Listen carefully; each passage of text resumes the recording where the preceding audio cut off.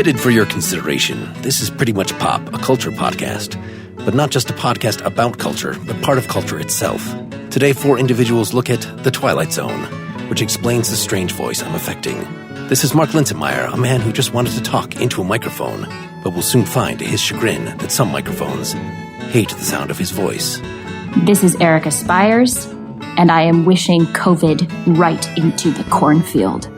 I'm Brian Hurt, and you know you've been in quarantine too long when you watch Nightmare at 20,000 feet and it kind of makes you miss air travel. And this is Ken Gerber, feverishly trying to anticipate the twist at the end of this podcast. Welcome, Ken. Good to have you back. I am delighted to be back. Thanks for inviting me, gang. Yeah, I'm excited.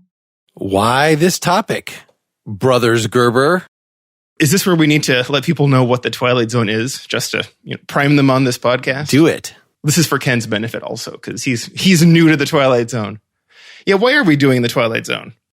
It is an, I think, underappreciated show for many people. In fact, there are people I know in my science fiction book club who don't actually know what the Twilight Zone is, which is perhaps a measurement more of their age than their appreciation for finer things. It's a measurement of your judgment of friends.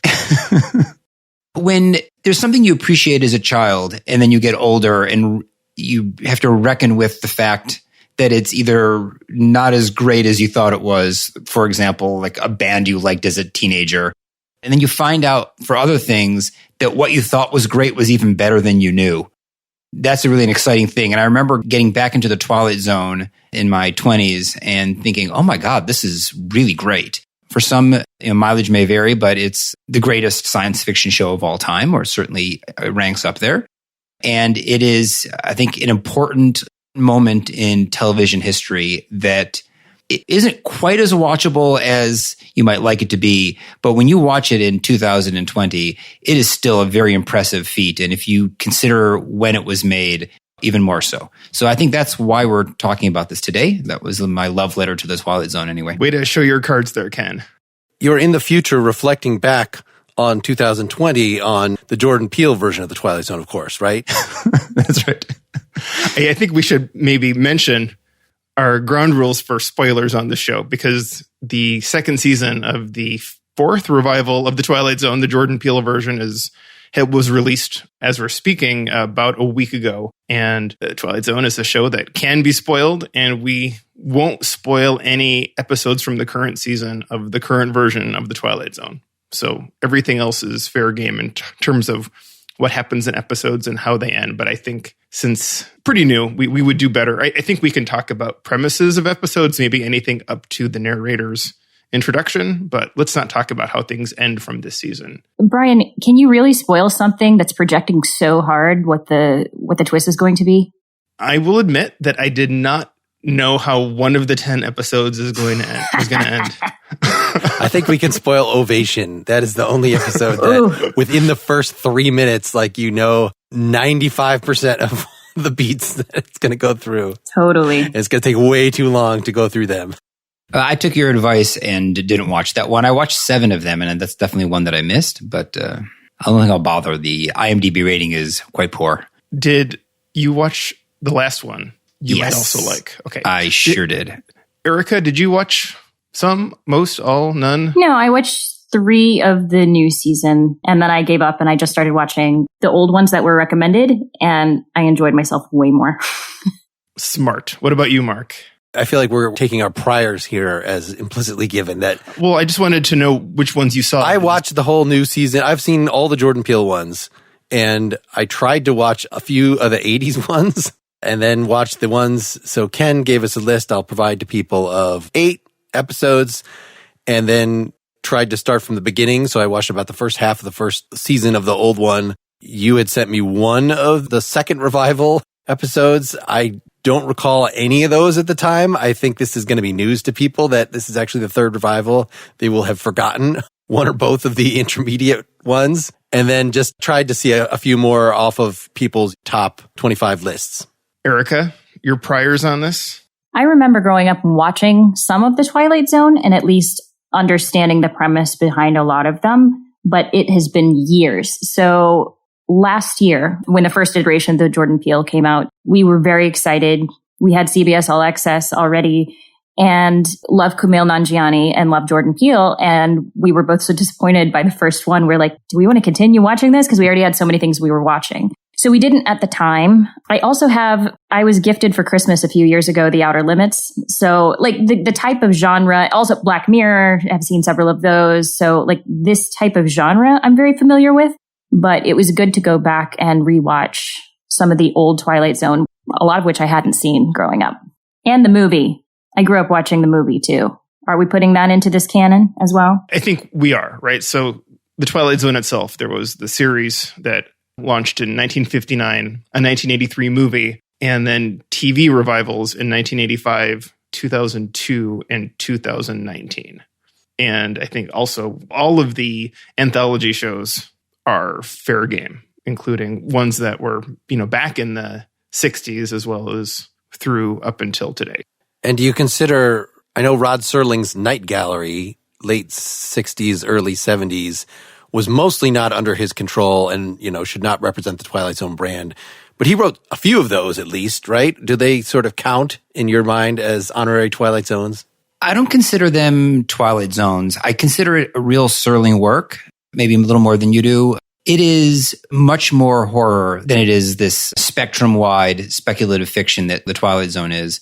The writing in his monologue, in his introduction, really feels like it's a Twilight Zone and feels like him. But the show doesn't feel like it. It's just a little too much predictable horror. So I don't consider it the Twilight Zone. It's nice to know that it's out there, and I think there is some good stuff within it. And they had some real good actors. I mean, he still had some cachet at the time, so he still was able to put together some top-notch Hollywood folks for that show.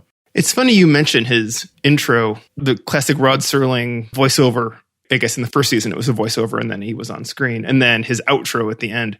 I admit, getting ready for this podcast, I watched more of the revivals than I did of the original, just because I've seen the original more recently. It seems like it's an effortless thing, but it can really be done incredibly poorly and clumsily and irritatingly, to the point where I have a new appreciation for how good those were, of how Rod Serling would set it up with just right amount of information and the right amount of scaffolding and his perspective on what was going on without being overly descriptive or pedantic or whatever. I feel like in particular, it was Forrest Whitaker in the 2002 edition. His are banal. And I kind of wish, I don't know, with this current version, Jordan Peele seems like he needs to lighten up or something. I mean, I feel like he's not in on the joke that the Twilight Zone is not completely serious. And I feel like, not that Rod Serling was goofing, but we were sort of part of it in a way that I wish Jordan Peele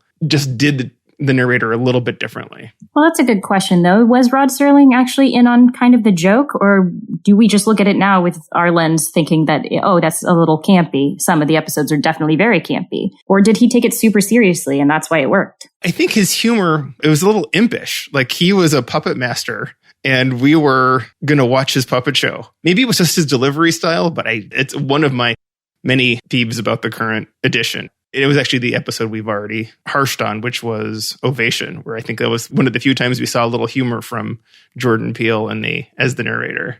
At the end of it? The part that we're not spoiling, that's right.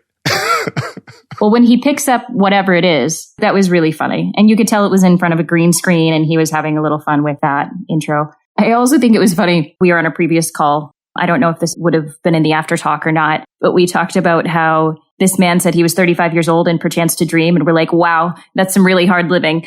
Well, we also came upon a picture of Rod Serling at the age of 25. And boy, it looked like he was a hard 40. 3 packs a day, I understand. And that takes commitment. I mean, that's inhaling between bites of food if you're going to get 3 packs in there. So, hadn't he also been through the war? Oh, yeah, he served in World War II.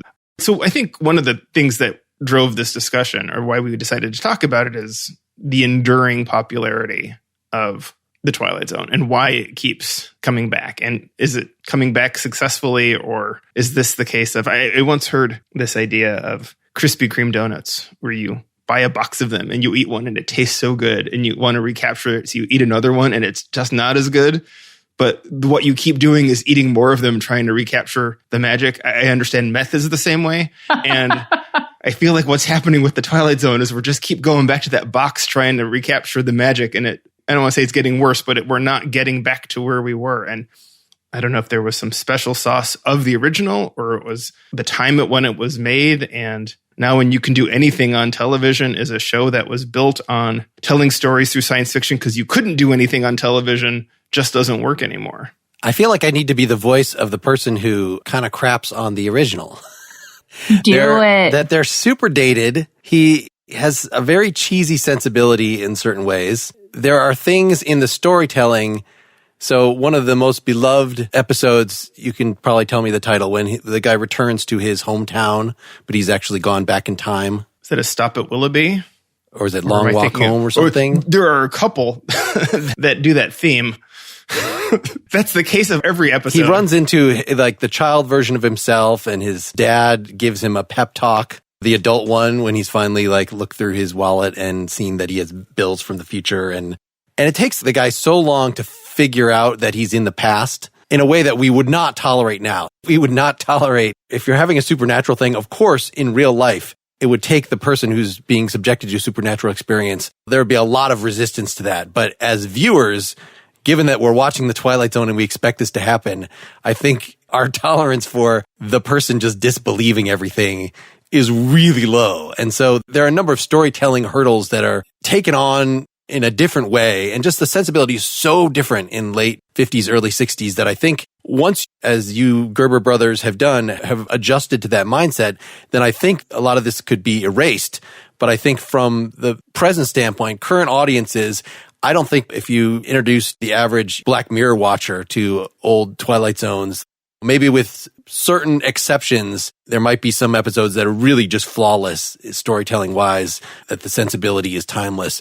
But for the most part, it's something that I don't think ages well, and is maybe there are a lot of reasons for that we should discuss here. But I think that makes it, if you think that the abstract form of these things is good. In other words, it's supernatural stuff. It's playing on our imaginations, and it's having some moral lesson that is relevant to the time that the story is being told. That is exactly the kind of thing that you would expect that we should be able to do freshly now, and that the episodes now would connect with audiences, would speak to our lives much better than these things from the late 50s, early 60s.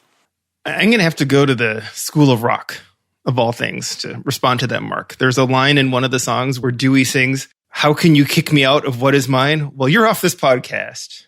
You know, that's all true, Mark. And we can't filter out our own priors, right? I mean, I can imagine what it's like to watch these, not having grown up watching them and revering them, but I can't actually do it. And I've seen plenty of evidence that your viewpoint is pretty common. You know, I've shown Twilight Zones to people and gotten kind of shrugs saying, yeah, well, I saw that coming. And another thing, in addition to it reflecting the time we live in and how we're used to stories being told, is our skills as viewers. I think one of the things is we've already been talking about plot twists and twist endings. I kind of feel like the twist ending itself is just something that we as viewers are, whether, I don't know if we're burnt out on it, or it's just we're at the point where we're so expecting it that it's seldom even fun, even when it does surprise us. So with so many Twilight Zones having that being a key part of the story, even if it's not the most important part of the story or the thing that endures, it can be tedious to watch what is essentially a 25 minutes of sort of a one-trick pony. Like, here's the setup, and here's whatever it is, 22 minutes to get to the ending. I'll say also, Ken, he gave us a list, and you're going to post it, of what he called the 8 episodes that he would use to make a case for the show's greatness. Well, that leaves 100 plus episodes, right? And I think the very worst ones are not great examples, and they're no fun to rewatch. And I'm not going to defend to the death every single Twilight Zone episode, because some of them are sort of a hard pass when I try to rewatch it, or I have to be doing something else because it just can't hold my attention for that long. The way to handle it is how you try to sell the original series. If you try to sell it as, you know, oh, there's some great surprise endings, I think that's going to be a tough sell in 2020. I've introduced the show to a few people, maybe like 4 or 5 years ago. My daughter was in her early teens, and part of her required home education was to watch a few Twilight Zones. I didn't try to sell it as, these are some crazy stories. Oh, you're going to be surprised. I tried to sell it as this is like really great writing. I've done this, also like my partner who's my age, I think was able to maybe appreciate that better because remembers shows from the 70s and 80s where we were all grew up with a different expectation, where someone who's younger doesn't. But if you look back at the writing on the introduction of the obsolete man or the dialogue in, it's not quite a bottle episode, but will the real Martian please stand up? That could almost function as like a well-written play, as theater. I mean, some of this is just so well crafted that if you don't try to accept this twist ending as the primary value of the show, and it's got some excellent acting and some neat directing. I mean, some of the shots in The Obsolete Man are artistic, I find. I think that's the way to view it, and that's also the way to kind of sell it to someone who's maybe an older viewer who's never really immersed themselves in the show. I guess maybe let's focus on one of them. Maybe Will the Real Martian Please Stand Up? That's the first one on your list. Can we give an outline of the plot? Sure. So it's a bus that has stopped in a diner during the winter, during icy conditions, and all the passengers get out, but somehow there's one more passenger that goes into the diner that came out of the bus. And this is preceded by a strange object landing in the sky. So it very much is played out in terms of the different people in the room, including a few officers who showed up trying to figure out who among them might be the Martian. Did you guess correctly? I want to know if you guys guessed who the Martian was. We could spoil it. Guessed when I saw it when I was 7 on, probably not. That's a question for you, Erica. Did you guess correctly? I did not. No, I tend to go for not what the obvious choice is. I'll be like, that person looks suspicious. And then I'm like, but it can't be that person. That's too easy. And then I'll go for the next person. I don't know. I think you can describe this episode without actually giving away the very, very ending. I think so. I think you can still talk about it and leave this one as a surprise for any viewers because this one's really great. It's a very Twilight Zone-y Twilight Zone. I mean, this is super typical of the show. Right. There are a lot of things going on in the diner that would suggest that there is some otherworldly or exerting forces on the group. And there's a lot of the paranoia and self-doubt that goes on or doubt of one's fellow person. At one point, the people who came off the bus in groups are pairing off saying, well, we're a couple, so we both know we were on the bus. And immediately a woman in the married couple looks to her husband and says, did you always have that mole on your chin? Or whatever she said, to the point where, our ability to distrust is turned up to 11 almost immediately. To step back a little bit, I don't think we were suggesting with this list that they were the best ones or the most famous ones. And I think The Monsters Are Due on Maple Street explores this topic very, very similarly. But this one is just a little bit, I think, tighter as an episode. That was my favorite part when she called out her husband and he's like, look here. It changed our expectations of who the alien could be, right? Because I had already thought that too. Oh, clearly it's not going to be the couples. And then all of a sudden we don't even trust that anymore. But if you admit that it could be a body replacement issue, then the whole idea that there were 6 and now there are 7, it seems like we've denied the premises of the original problem. If you then say, oh, it could be one of the couple members after all. So that was something that struck me actually as a false note, as something that maybe reflects the paranoia of the group, but that as a modern viewer figuring out mysteries, like I was a little impatient with that. And I also, just as Ken was saying, this is a great example. The dialogue is so good. Well, I saw a lot of things, with the important businessman, I've got to get to my meeting. And the bus driver saying, you might be respected downtown by business matters, but when it comes to buses and bridges, I'm the guy you got to listen to. Like that, this just sounded like old clunky dialogue to me.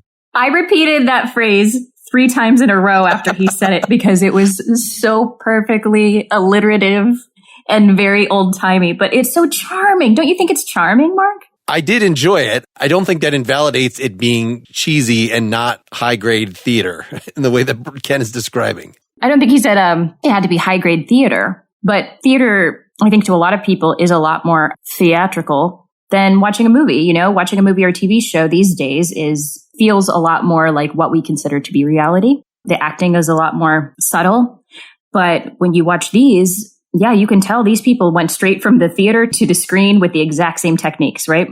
Especially like the old man who I immediately recognized. I was like, I know that guy from somewhere. The old man at the counter who had like his eyes were always facing different directions, right? And he became a very famous character actor in Westerns, but he was completely overdone, right? But that's part of the conceit of the show. And as I kept watching it, I realized that I think the closest thing we have to it now is David Lynch. His actors, most of the time, are going completely over the top. But there's a method to why he wants them to do that, right? And it feels so much more dreamlike. And in a way, we can separate ourselves from that world a bit more. It feels like we are in a dream that we can't control, and we keep trying, like when I'm in a dream and I'm trying to run and I just can't move quickly at all. And it's unsettling in a way that I think that watching something that feels more like reality is not somehow as unsettling as that. Boy, I hadn't made that connection to David Lynch. I'll have to think about that a little more. I see what you're saying about the dreamlike quality, but it's right on the edge because there is an internal consistent reality to it. It's not like it's being presented to us that it doesn't logically make sense, but for us, it's just our world just shifted enough, rotated enough from how it should look that we're kind of feeling unsettled and things feel disjointed, even though everything logically follows. There's nothing in that episode that doesn't make sense. I disagree with that. Why are they also incredibly quick to agree that there must be an alien? Like, nobody has to be convinced that aliens exist. As opposed to simply miscounting. Another difference between the modern episodes and the originals is that in the original episodes, you quickly know the setup and the rules are made clear right away. And we're only wondering how it's going to play out and kind of how much human nature is going to rear its ugly head. But in the newer ones, they're sort of forced to have a new sensibility. And, you spend some bit of the episode not sure what's really happening. And like a lot of modern TV, and I guess I like how modern TV is. And we've got very often have to, you see a couple glimpses of some plot unfolding, and it's not until the very, maybe the last third of the episode that you kind of see, oh, that's what's actually happening. The old Twilight Zone just kind of went for it. It's okay, this character can reach into his box and give you what you need, and we're just going to see how it plays out. But it's not like the twist isn't going to be, how did he know? What's he really doing? What's the nature of that box? That's not what's happening. It's going to be, I'm talking about the episode now, also from our list, What You Need.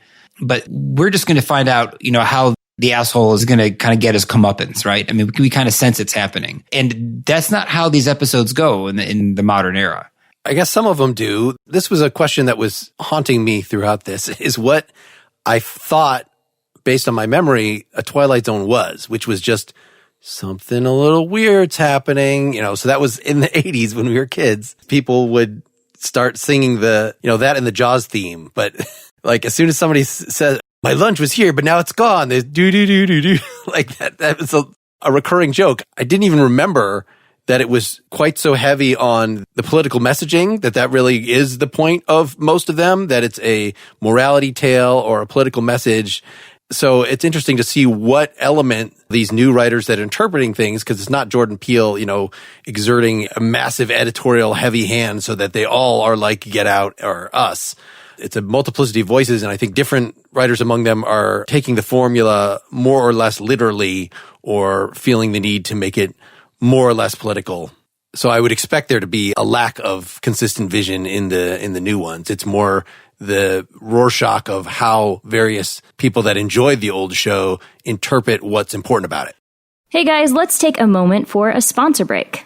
If you're like me, one of the surprises of stay-at-home orders has been Noisebleed, right?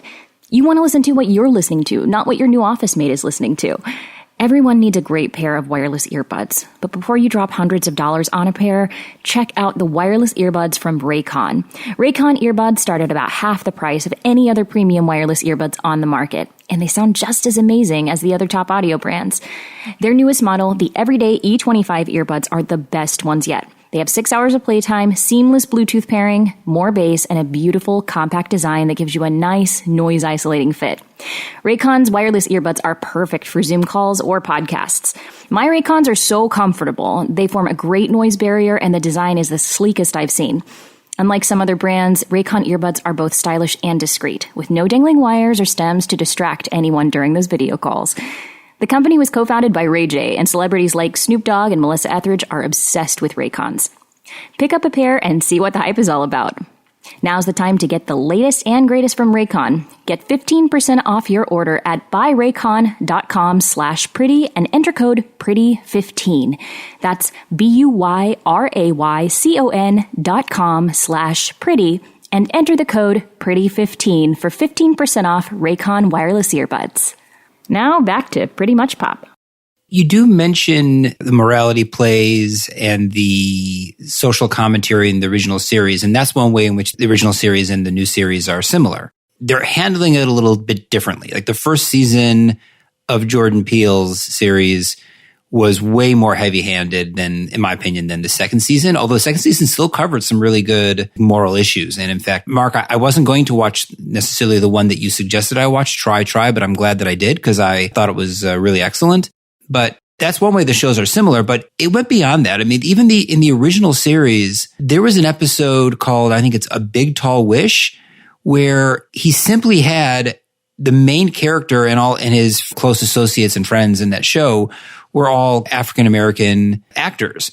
And what was interesting is that back in 1960 or 61, you didn't have entire episodes of a show that was basically Black characters unless somehow their Blackness was a part of the story. And it wasn't at all in this. If you listen to interviews with Rod Serling, he was definitely tapped into racial matters ahead of his time, certainly for writers in Hollywood.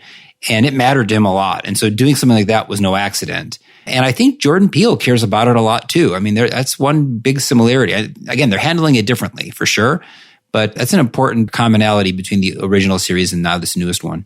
I have a question. Why the Howling Man? Because out of all of them, that was the one I was least interested in. And it was also possibly the most out of this world kind of theatrical. It felt like watching an old horror movie almost. A very low budget B horror film. And it just didn't grab my attention like the others did. So I'm wondering why that made it onto your list as something that was either important because it's one you just love, or is it the writing, or is it something that's important about the story that I should pick up?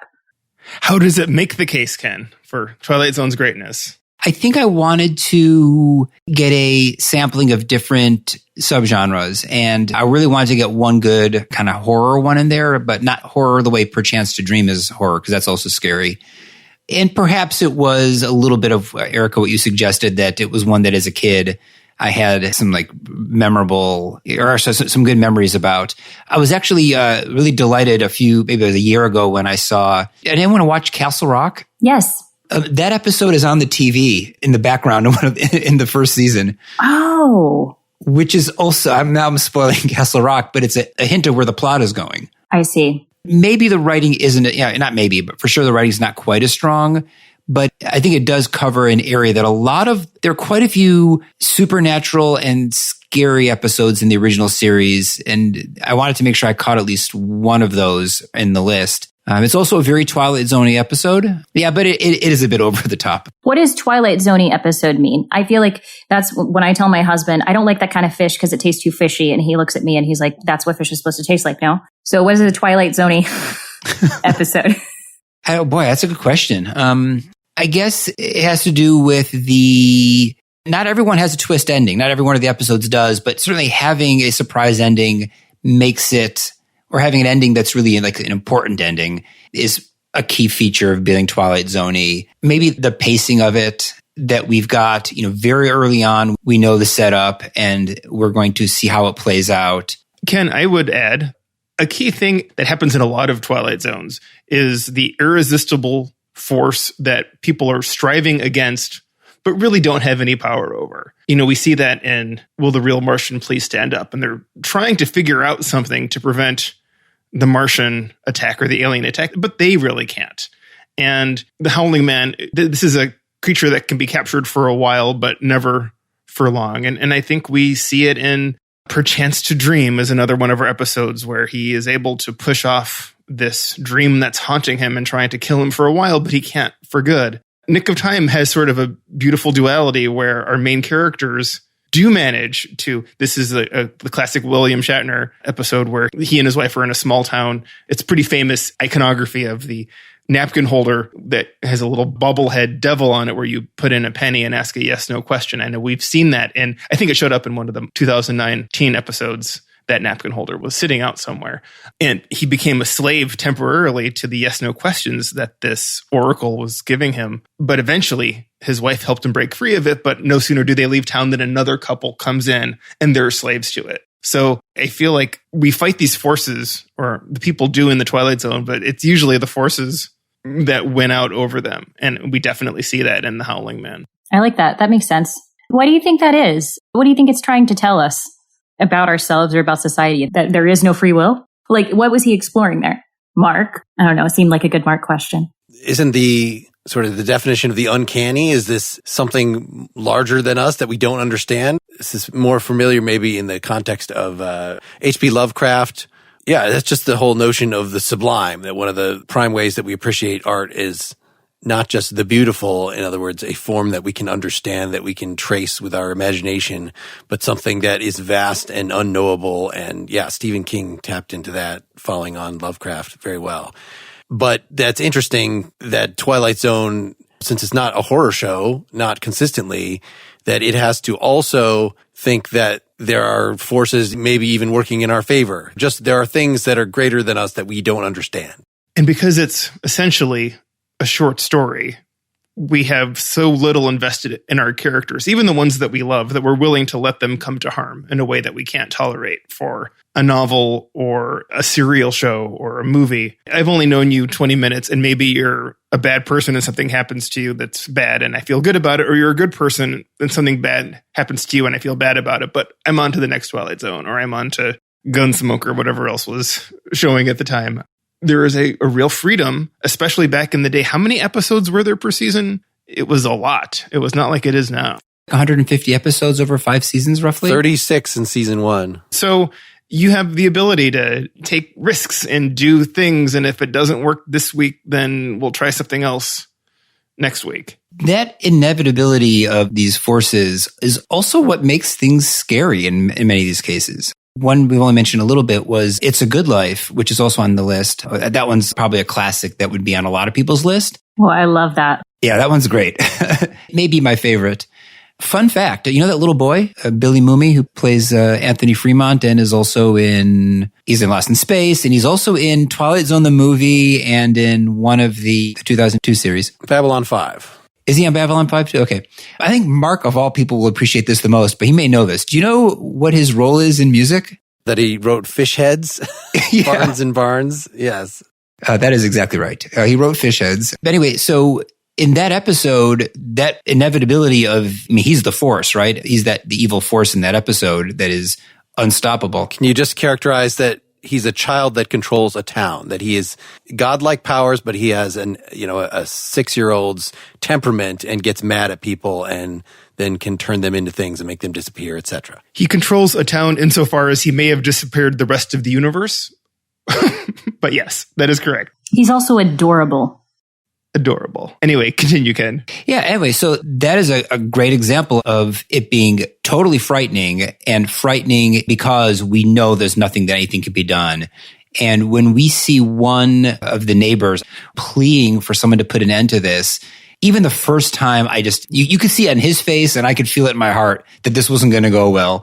And that scene is one of the most frightening and amazing scenes in Twilight Zone history, I think. But it is all because as Brian had sort of characterized these Twilight Zoniness, is that this is a force that can't be stopped. And the morality is about how we deal with these forces, right? It's, what we as people, how we react to the situation and what we value. And, there's a man willing to kill a little boy, or pleading for someone to kill a little boy to end the torture. So, Ken, did you rewatch Twilight Zone the movie, or have you watched it recently enough that you can speak to the remake of that episode? 2 nights ago. Okay, so you saw the Joe Dante version of that same story. What was your take on the remake?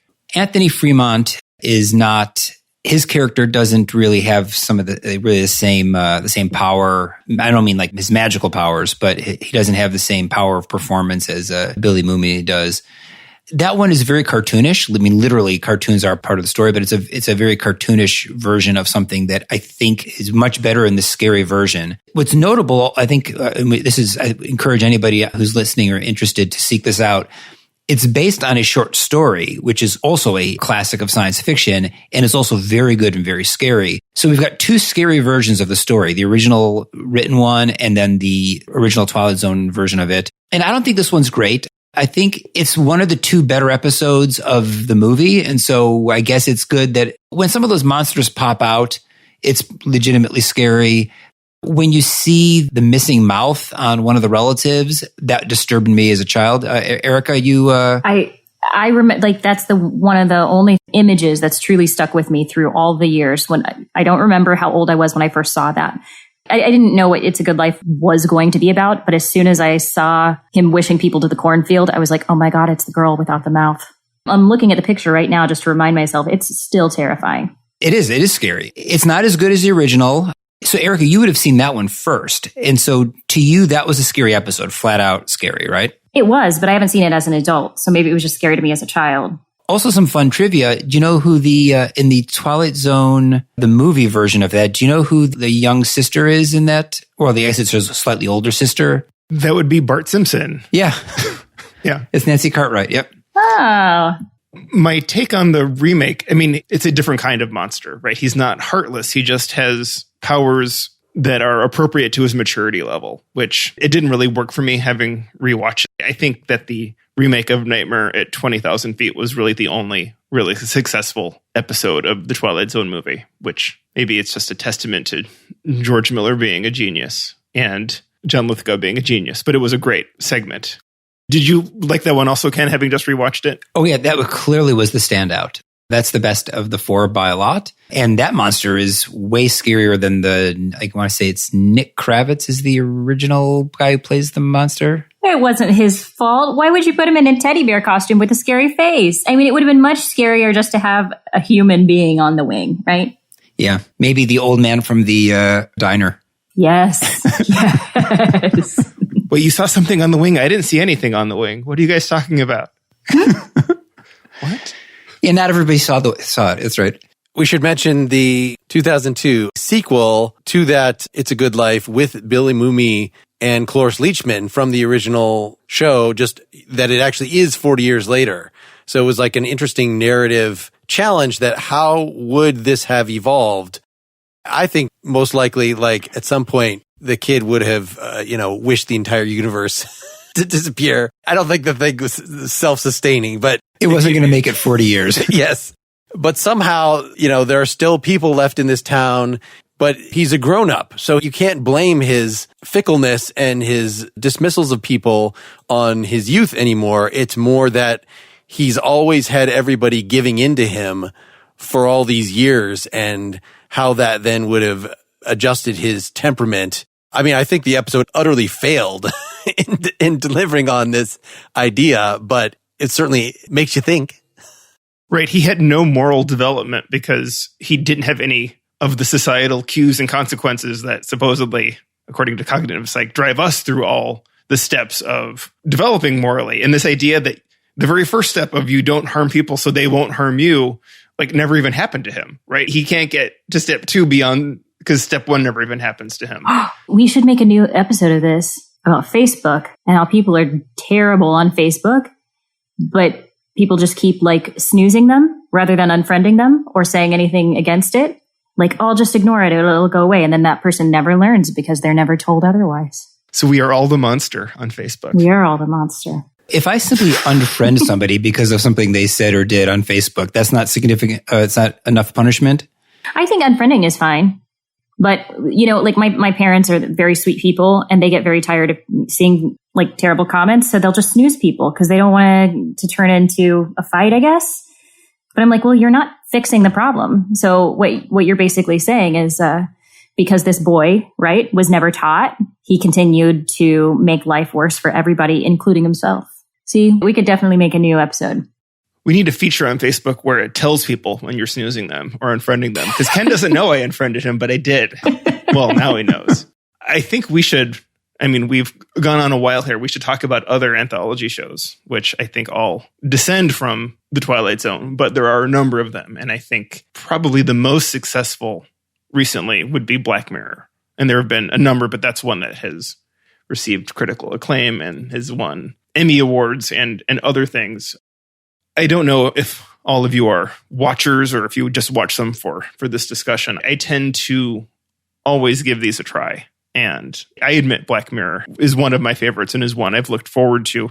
Now, has the benefit of only having 3 to 6 episodes a season. So you can really aim high when you're doing that, even though they are not all of equal quality. I know it's set in modern times, and it's always about technology, about the black mirrors we carry around in our pockets or how they spin forward. Is there something fundamentally different about what those shows are now versus what original Twilight Zone is, or even what the current Twilight Zone is? Is there a qualitative difference, or is there a difference in type, or is it just a difference in quality? Isn't Black Mirror all hard sci-fi? That there is no magic? It really is just an examination of dystopian consequences of technologies that we could potentially adopt. So it seems much more consistent in its type of social commentary and, you know, what it's doing than Twilight Zone, which is more all over the place. Does that why it's better though? If you concede it's better. It's better because it's better writing. I don't know. You're saying better than the other spin-offs of the Twilight Zone, or are we comparing the two? I'm comparing it to, say, the current Amazing Stories, the current Twilight Zone, what I've seen of Electric Dreams on Amazon. So recent ones. I think it's really, really well done. And when, you know, the first season came to us here in the US, I was like, wow, this is such a wonderful homage to the Twilight Zone, but it's done in such a modern way. Of course, not every single episode is fantastic, but neither is the Twilight Zone. It's sad to me that people are now not actually giving it what I feel like the respect that it does deserve in this type of genre. And I definitely think now we can compare it to the new Twilight Zone. It does a much better job. Who put up the article that we read on Cinema Blend by Richard Knight titled 5 Ways Black Mirror is Better Than the Twilight Zone? Oh, yeah, I looked that up. Yep. Okay. Having read through that, there was one of the 5 reasons that really struck me, and it was that Black Mirror has no, or at least very little, reliance on twists. And I know we've already talked about twist endings, but there really is some truth in that once you're freed of having to do that, you can just try to tell a good story. And if it gets twisty because that's where the story takes you or that's what's needed, that's fine. And if it doesn't, there still can be a great story to be told with sort of that what if conceit that drives it, and you're off to the races. And if there's good storytelling and good writing and good acting and good directing, you can still get a real gem of a story. One thing that Black Mirror did that I think didn't do it any favors was leading off with the episode National Anthem. The very first episode of Black Mirror, a member of the royal family is taken hostage, and to be released, the prime minister has to have sex with a pig on television. And the idea is we're all so fractured in what we watch now that the only thing that will all get us to have attention at the same thing is our national anthem or the prime minister fucking a pig. And it's a good episode, and it's not terrible to watch, and it does have an interesting ending, but it is not how I recommend people start that show. And I'm always pointing them to, there are a couple episodes, and the episode I point them to has changed as more episodes come out, but I tell people not to start with that because they can just get put off with the sheer squick factor and never come back and realize there's a lot of other good things to be seen on Black Mirror. There are definitely some valid arguments for people who say, it just makes me sad, it makes me upset, so why would I watch it? Whereas the Twilight Zone it has some just fun, sillier types of episodes. Or maybe because it is science fiction, like you're saying, Mark, instead of like speculative fiction, it doesn't feel as close to us, so it's not as dark. The Black Mirror series, I love the show, and I think it's really also on the short list of the best science fiction shows I can remember, watching. Perhaps its only drawback is that there isn't enough of it. And I don't know if when it eventually, it's not done yet, but when it eventually finishes, it's hard to imagine. I'm not going to say, boy, I wish there was more. I'm sure I'm going to say I wish that there was more. The fact that I think Mark pointed out that there's never a supernatural element of it, that does mean that the Black Mirror universe is much more restricted and not quite claustrophobic, but it's not as wide open as the Twilight Zone universe. It also kind of feels like people in the Black Mirror universe are worse people. Does that feel, I guess I know there's some exceptions, San Junipero, is it Kill the DJ? Is that the other one? It's, where you got some good forces at work. Hang the DJ. Hang the DJ, thanks, yeah. The writer said there aren't a lot of twist endings. Maybe there aren't a lot, but there are some, huh? Yeah, there are some. I don't feel like they rely on it or it's the only thing that makes the episode memorable or hang together. Let's just say we're going to have a Black Mirror episode eventually. Let me ask a Twilight Zone question about the Black Mirror.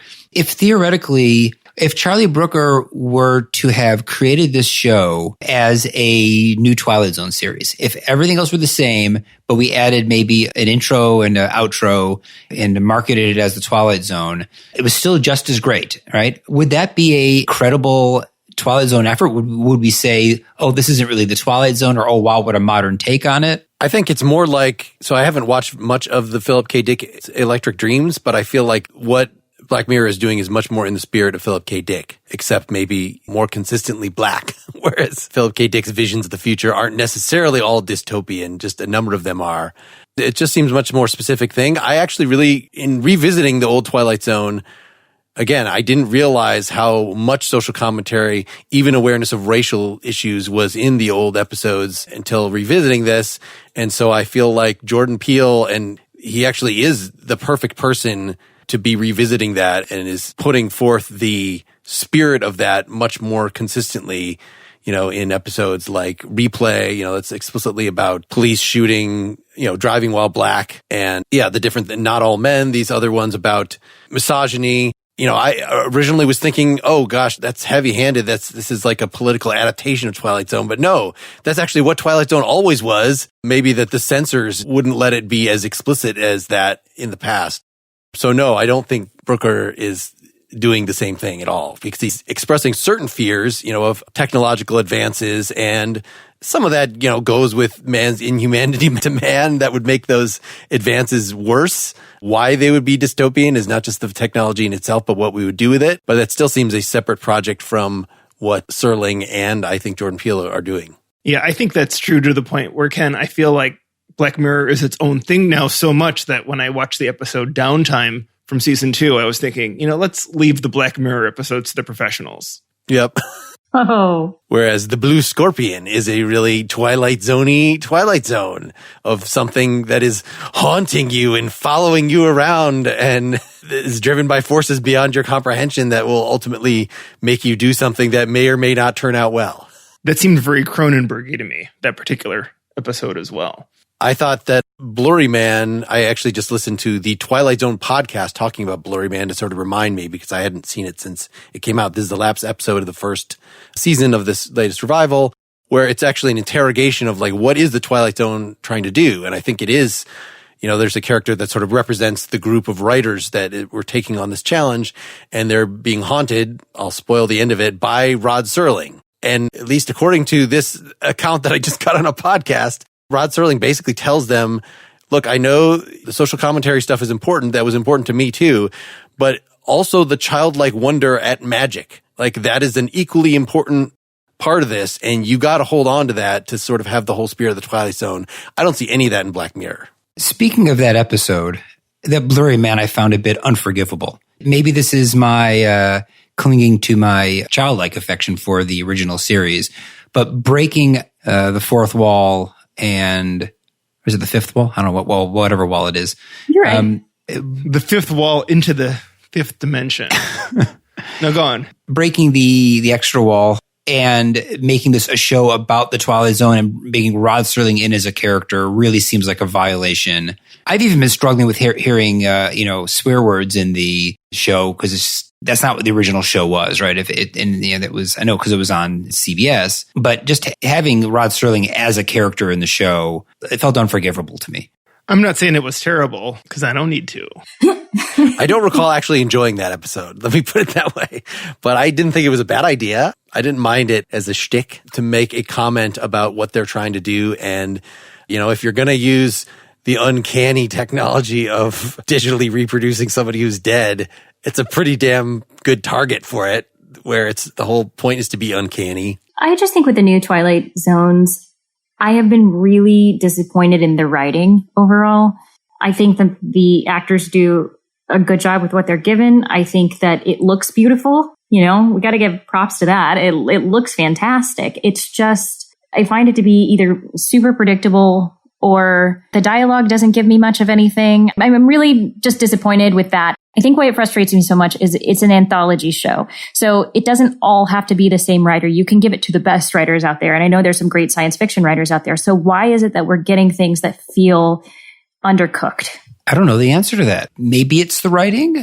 I mean, Jordan Peele has to take some responsibility for that, right? I mean, he's the showrunner and he himself has done some superb writing, right? So it's hard to totally explain that. Sure. He has written some of the episodes, or no, none of them. I'm not even sure. I see season 1, actually, he didn't write any of them that I see. Well, oh, no, sorry. He did the story. He co-wrote the story in Nightmare at 30,000 Feet. Okay. And he wrote Downtime. I don't have a good explanation why the show isn't quite working. I mean, the casts are very good typically. Let me ask, from the new season, which I think is getting better reviews, I'm not really sure. Maybe it's a mixed bag. Maybe the new season just has, maybe it's not better overall, but it's got more good episodes and also a few real duds. Does anyone have any from the second season or either of the 2 Jordan Peele seasons that they think are really strong episodes? I did like the first episode from season 2 with Jimmy Simpson. Meet in the Middle. Yeah, I thought that was really interesting. I loved the conceit of them having this entire conversation and watching him act without speaking. And I thought the dialogue was done pretty well. I wasn't super crazy about the twist, but it did feel, I guess we're using that whole Twilight Zone feel, right? And we have this force that you know something bad's going to happen to this guy. You just don't know what it's going to be. That one I thought was pretty good. And then from there, I wasn't so impressed. I counted 3 twists in that. We won't relate them, but like 3 places where the plot started to go a place that I did not expect it to go. All in the last, 15 minutes. And I'd count Try, the one that I recommended. So that I see Alex Rubens wrote that he was a writer for Key and Peele. He did The Comedian, the premiere to the first season, which was in some ways a disappointing one, but it was super Twilight Zone-y and reflected a reality that when comedians tell jokes about their personal lives, that there's an interesting dynamic there. Like, it at least was saying that much. I think that had it only been 30 minutes and actually adhered better to the formula of old Twilight Zone, that would have been better. And probably all these new episodes would have been better if they can just get the premise out there and let it develop in a very tight little way and don't make us sit in there for 45, 50 minutes. I think you're right. I think 25-minute episodes is probably the way to go. We have a good test case here because of the 5 original seasons, one of them was a season full of 1-hour episodes. And just again, speaking for myself, I think the short episodes, the ones from seasons 1, 2, 3, and 5, that's where the good episodes are. Not exclusively. There's a couple good ones from the hour-long ones. But if we want proof that the Twilight Zone works better in a half an hour than an hour, we've got the original series to actually check that. I think quite a bit of the new series could be done in 25 minutes. And sort of that, it's also that compression of time that also is kind of forcing these to feel like they're a play, right? Erica used the word theatrical, which is really right. But also plays have a kind of condensed feel sometimes or compressed feel. Maybe that's the problem with the new series is that it's too slow. All right, as we wrap up, I just have to make my case for the episode 8 because octopuses, oh my God. I'm getting faces, everybody. That's the case. That's your case. Octopuses are scary. No, it's terrible. That one is just hot garbage. I enjoyed aspects of some of them. I don't think I would recommend any of them wholeheartedly. I think that Try stuck with me the most because of what it was doing in a way that seemed really smart. Maybe we can talk about it a tiny bit more in our after talk. So that'll be full of spoilers. Yep. We should wrap this up. This is way too much, but there's so many. We haven't even touched on the 80s things. The 80s, I'll do some more of that in the after talk. So yes, folks should go to patreon.com/prettymuchpop. For any kind of donation, you will get access to after talks to every single one of our episodes, including this one that you're going to stick around for, Ken, right? Yeah, I'll be there. All right. Well, thanks for joining us, Ken. Thank you guys for having me. I am so delighted to be in your company again for a topic that's near and dear to my heart. Bye, listeners. Thanks, listeners. Bye, everybody. Get more Pretty Much Pop at prettymuchpop.com. Get bonus content for every episode at patreon.com/prettymuchpop. Pretty Much Pop is part of the Partially Examined Life podcast network, and it's also presented by openculture.com.